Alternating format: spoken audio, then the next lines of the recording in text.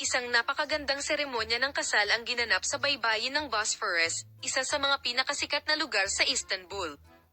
Ito ay isang masayang araw para sa mga sikat na aktor ng Turkey na sina Tuba Büyüküstün at Engin Ekürek. Gayunpaman, sinabi na ang kasal na ito ay hindi lamang puno ng mga misteryosong sorpresa para sa sikat na mag-asawa, kundi pati na rin para sa mga saksi sa kasal. Ang pagkakaisa ng loob nito ay naging district chamber ng media sa mahabang panahon. Ang kanilang mga tagahanga ay sabik na naghihintay sa kanilang kasal. Gayunpaman, sa araw ng kasal, hindi lamang ang kaligayahan ni Tuba Büyüküstün at Engin Ekürek, kundi pati na rin ang isyo ng mga saksi sa kasal ay nakatagpo ng isang malaking sorpresa. Ang pinakamalaking sorpresa ng araw ay kung sino ang mga saksi sa kasal.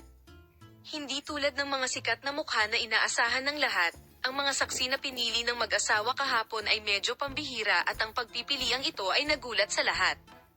Ang matalik na kaibigan ni Tuba Büyüküstün na si Derya at ang childhood friend ni Engin Ekürek na si Ali ay kabilang sa mga pangalan na gumanap bilang saksi sa kasal sa seremonya ng kasal. Ang pagpipiliang ito ay lumikha ng isang malaking sorpresa sa mga bisita at nasa sabik ang lahat.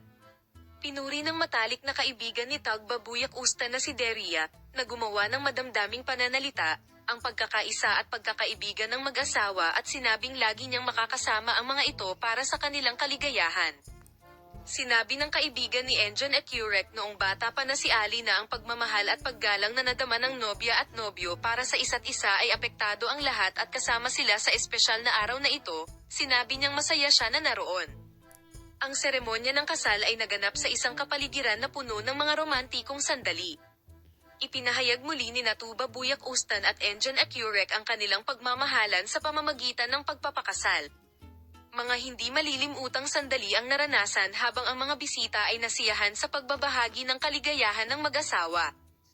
Dumalo sa kasal ang mahahalagang pangalan mula sa mundo ng sining. Ang mga sikat na pangalan tulad ng Tarkan sila Ajda Pekkan ay dumalo sa masayang araw ng mag-asawa. Mayroon ding mga kilalang pangalan mula sa negosyo at politikal na mundo sa kasal.